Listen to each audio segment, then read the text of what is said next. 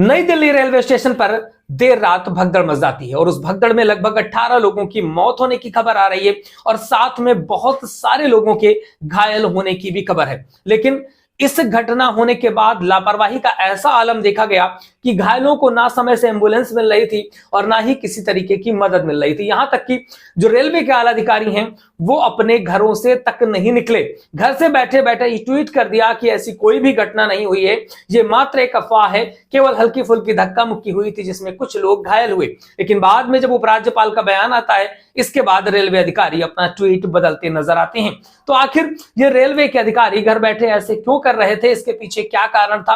क्या उनको मानवीय संवेदनाएं नहीं दिखाई दे रही थी? आखिर इसके पीछे जो चीजें हुई हैं, क्या चीजें हुई हैं, पूरी बातें आपको बताते हैं। नई दिल्ली रेलवे स्टेशन पर हादसे में घायल हुए यात्रियों की मदद के लिए इधर उधर घूम रहे थे।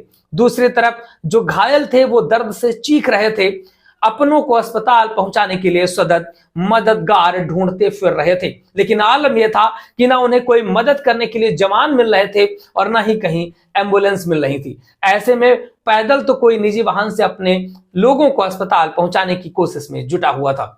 ये हालात तब थे जब प्रयागराज जाने वाली ट्रेन को लेकर के स्टेशन पर पिछले कुछ दिनों से लगातार भीड़ बढ़ रही थी। लापरवाही का आलम यह था कि भगदड़ से घायल हुए लोगों को अस्पताल ले जाने के लिए कोई खास इंतजाम नहीं दिखाई दे रहे थे, जिससे कई लोग समय पर अस्पताल भी नहीं पहुंच सके हैं। जो घटना हुई है उसके पीछे कारण जो बताया जा रहा है वो है प्लेटफॉर्म का परिवर्तन, कि प्लेटफॉर्म में परिवर्तन किया गया जिसकी वजह से घटना हुई है। अब समझ लेते हैं कि प्रशासन भी तब जागा जब लोकनायक जननायक अस्पताल में पहुंचने वाले लोगों में से 18 लोगों की मौत की पुष्टि हो गई। हादसों को लेकर के, जो हादसों के कारणों को लेकर के जुटाई जानकारी में सामने आया है कि नई दिल्ली रेलवे स्टेशन से प्रतिदिन शाम 8 बजे प्रयागराज के लिए अधिकतर ट्रेनें रवाना होती हैं और इसीलिए बहुत ज्यादा भीड़ भी थी। ये ट्रेनें प्लेटफॉर्म नंबर 12 से लेकर के प्लेटफॉर्म नंबर 16 के बीच में सभी प्लेटफॉर्मों पर रवाना की जाती हैं।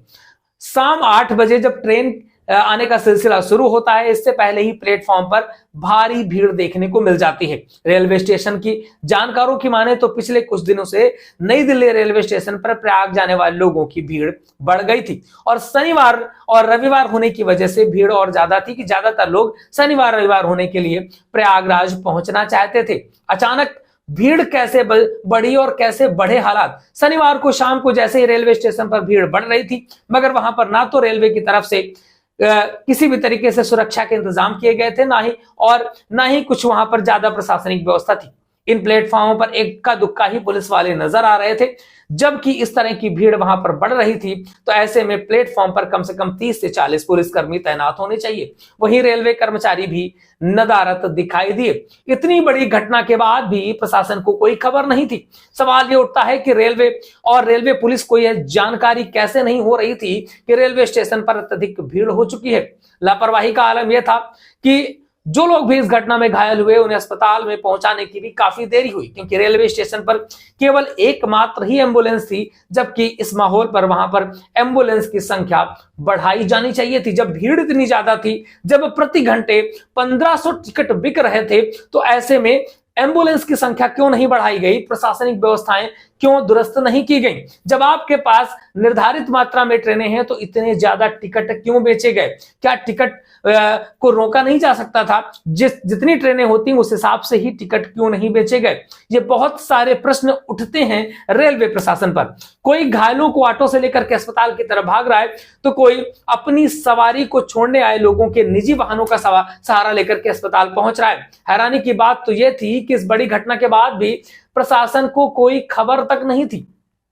प्रशासन की नींद तब खुली जब एलएनजेपी जो हॉस्पिटल है वहां पर 18 लोगों की मौत की पुष्टि हो गई। इसके बाद आनन फानन में रेलवे स्टेशन पर 50 के करीब एम्बुलेंस भेजी गई। एनडीआरएफ, पुलिस और अन्य एजेंसियां रेलवे स्टेशन पर पहुंची। सवाल उठ रहा है कि इंतजाम को पहले से क्यों नहीं किया गया जबकि भीड़ इतनी ज्यादा बढ़ रही थी? अब प्रशासन कहेगा हमने तो एम्बुलेंस भी भेजी थी, पुलिस भी भेजी थी, लेकिन वो घटना होने के बाद वहां पर व्यवस्था की गई।